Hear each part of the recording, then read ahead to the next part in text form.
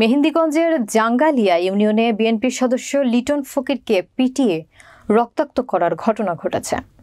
এ সময় আহত লিটন ফকিরকে নেতাকর্মীরা উদ্ধার করে মেহেন্দিগঞ্জ ৫১ শয্যা বিশিষ্ট হাসপাতালে ভর্তি করেন।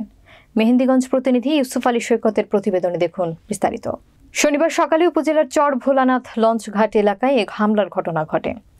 আহতের অভিযোগ, তিনি বিএনপির প্রোগ্রামে অংশগ্রহণ করায় সাবেক স্বেচ্ছাসেবক লীগ নেতা সুমন ঘরামির নেতৃত্বে তার বাবা ওই ওয়ার্ড বিএনপির সভাপতি ইউসুফ ঘরামি সহ ১০ থেকে ১৫ জন মিলে শনিবার সকালে আনুমানিক ৭:৩০টায় ভোলানাথ খেয়াঘাট এলাকায় পূর্ব পরিকল্পিতভাবে তার উপর হামলা করে। এ সময় তার সাথে থাকা নগদ টাকা ও মোবাইল ছিনিয়ে নিয়ে যায় হামলাকারীরা। এ ব্যাপারে উপজেলা বিএনপির যুগ্ম আহ্বায়ক আসাদুজ্জামান মুক্তা আহতকে দেখতে গিয়ে হামলার তীব্র নিন্দা জানান এবং হামলাকারীদের গ্রেফতারের দাবি জানান। মেহেন্দিগঞ্জ থানার ওসি বলেন, এ ঘটনায় থানায় কেউ অভিযোগ দায়ের করেনি। অভিযোগ পেলে তদন্ত সাপেক্ষে আইনগত ব্যবস্থা গ্রহণ করা হবে।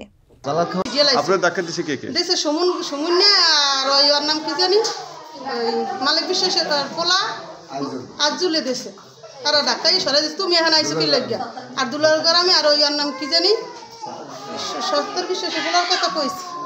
হ্যাঁ হারা দেশে